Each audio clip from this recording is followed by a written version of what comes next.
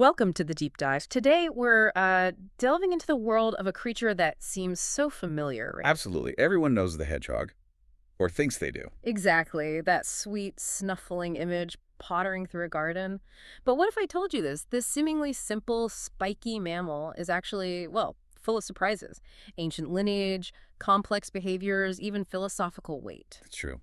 There's a lot beneath the spines. So we're taking a deep dive, Yeah. drawing from Hugh Warwick's book. He's really dedicated his life to them. And our sources cover, the science, conservation fights, old folklore, philosophy, even pop culture. A real mix. It touches so many areas. Our mission today, to figure out why we love them so much, why they're often misunderstood, and how they maybe, just maybe, hold up a mirror to our own relationship with nature, posing this kind of dilemma for us all.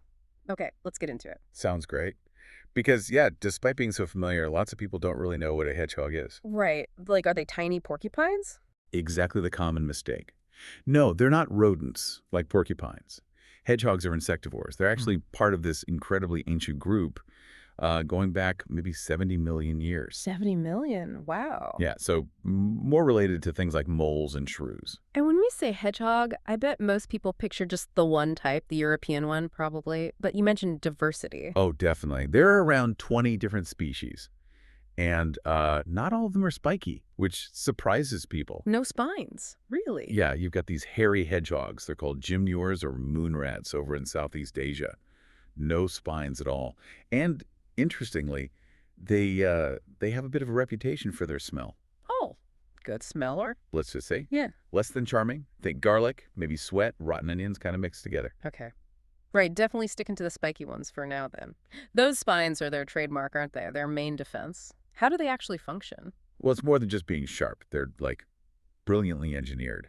Where they meet the skin, they're thinner and angled. Ah, So they act as amazing shock absorbers, which is why they can survive falls that you wouldn't expect. and the classic defense, the balling up, that's just amazing to watch. It really is. Almost perfect protection, unless you're, a badger or, unfortunately, a car. How do they do it so completely? It's this incredible muscle, the orbicularis. It runs around them and basically acts like a drawstring. Pulls their skin. They have this loose sort of skirt of skin tied around them. A drawstring. That makes sense. Yeah. And it's funny, taxidermists often get it wrong. They miss that loose skin bit, so stuffed hedgehogs can end up looking like, well, prickly footballs. Right, not quite the real deal.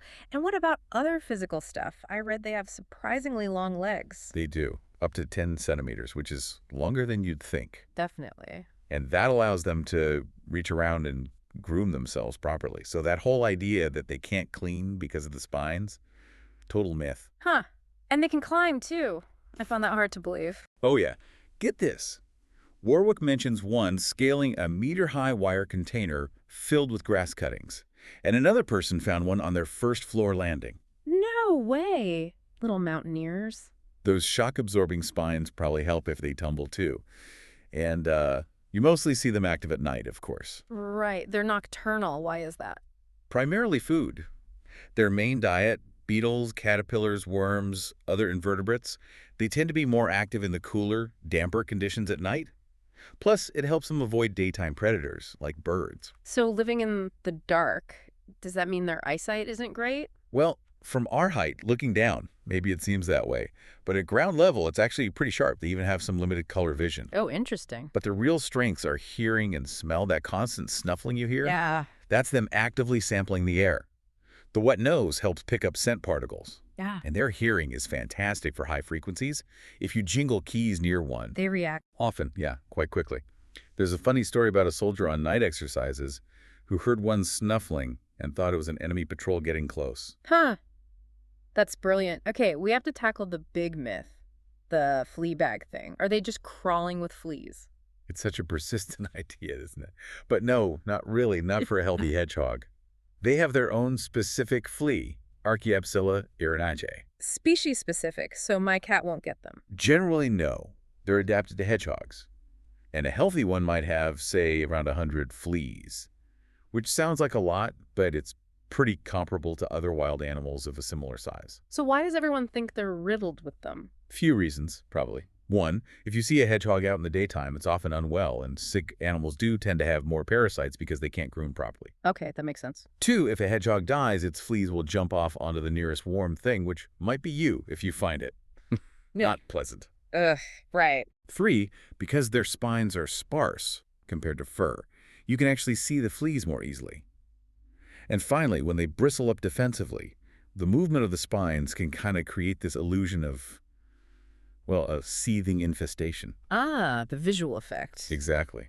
But look at New Zealand hedgehogs were introduced there without their fleas. And they're thriving. Shows they don't need them. Right, proof positive. Okay, moving beyond the physical individuality, that surprised me. You think of them as, I don't know, all the same. But the author found real personalities. Absolutely. Through radio tracking, he started recognizing individuals. Some were bold explorers, others really shy. Some seemed quite friendly, others just, well, grumpy, Like cats or dogs, then. pretty much.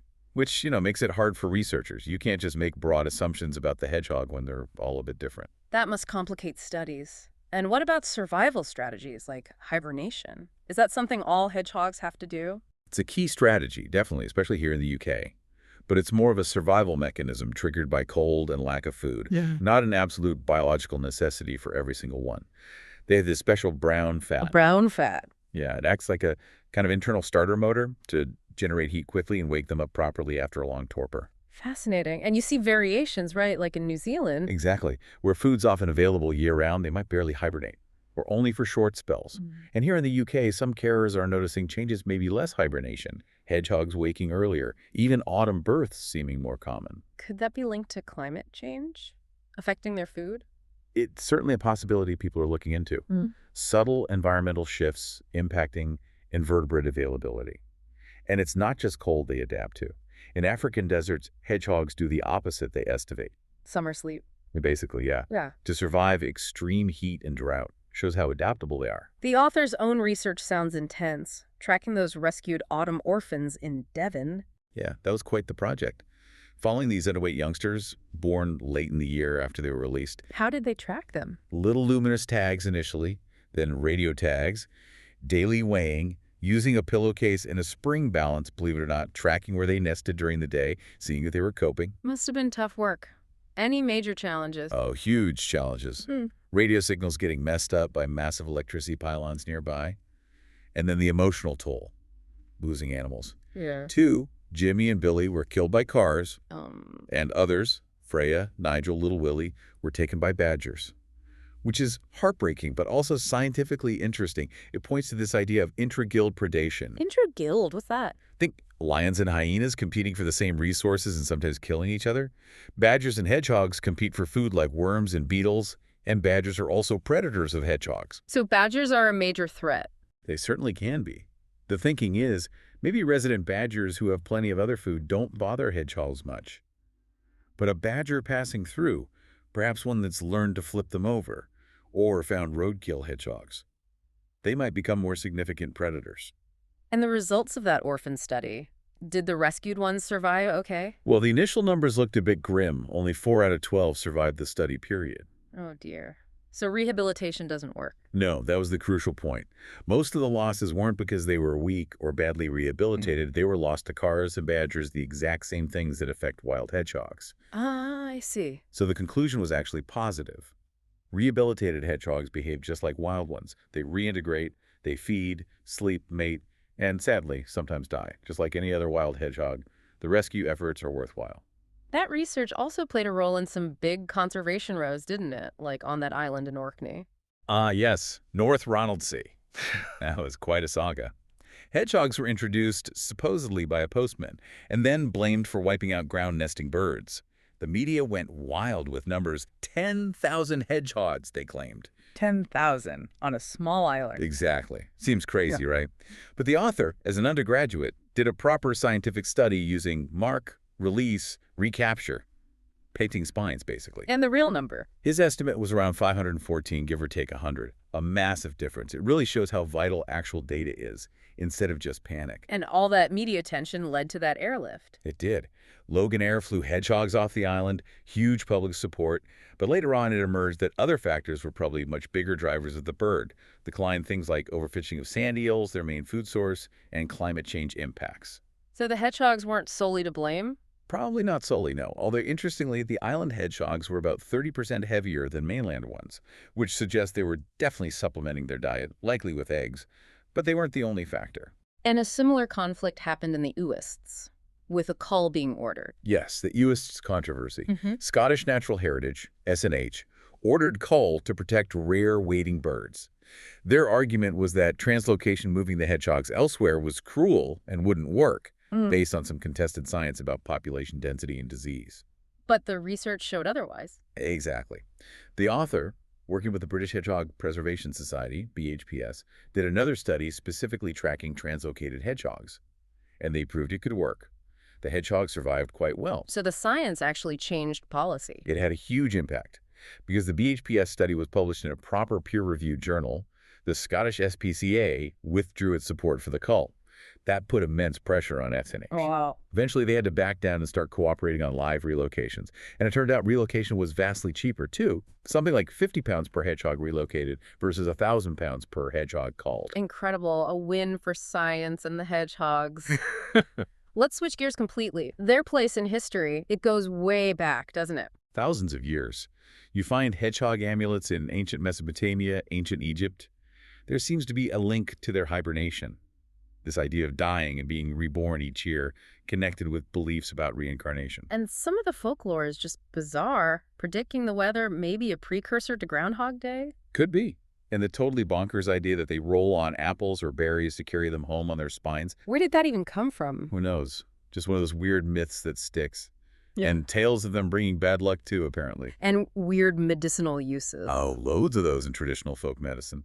Gypsy traditions use burnt spine smoke for colds, the ash on wounds, hedgehog fat for rheumatism, carrying a jawbone for toothache. To jawbone. And then there's that very unusual case from Serbia Warwick mentions a man wanting to use one somehow to cure premature ejaculation. Thankfully, the hedgehog wasn't harmed in that instance. Right. Moving swiftly on. What about philosophy? That famous saying. Yes. Archilochus. The fox knows many things, but the hedgehog knows one big thing. I've heard that. What's the interpretation? Well, Isaiah Berlin famously expanded on it. He used it as a metaphor for thinkers.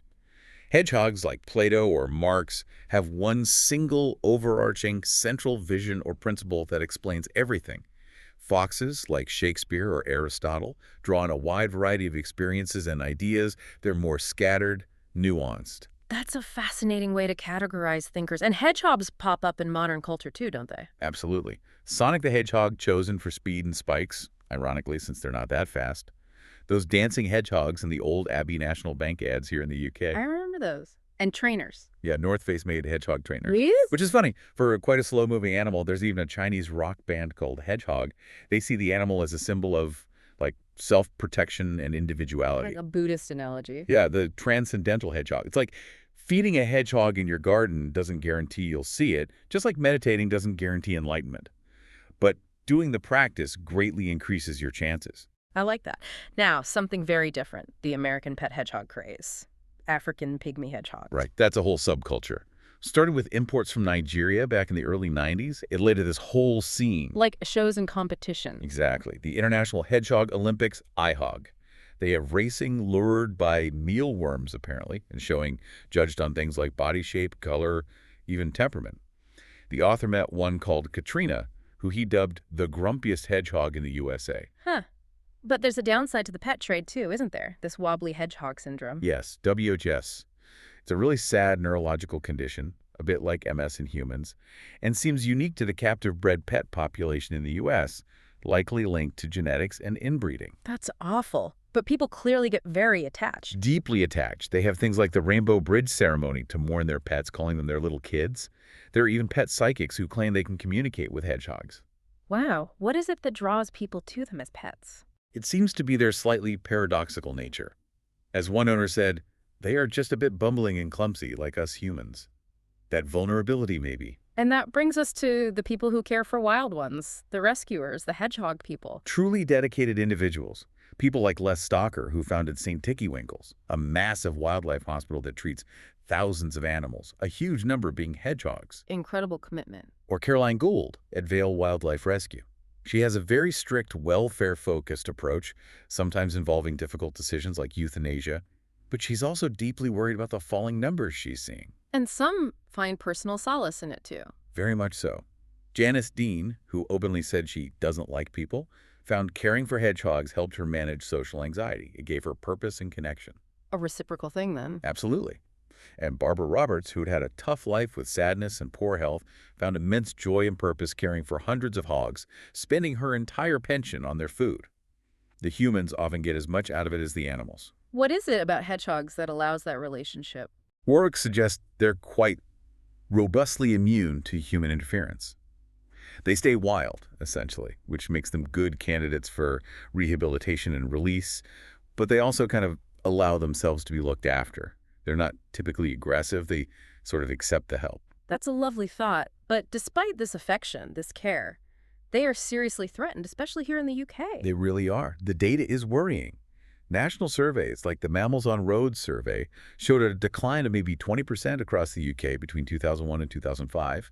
But in some areas, particularly rural ones, it could be as high as 50%. 50%, that's catastrophic. What are the main drivers? Is it just badgers? Badgers are part of the picture, yes, as we discussed with predation. And farmers often point the finger at them, sometimes linking it to other issues like bovine TB or game bird losses.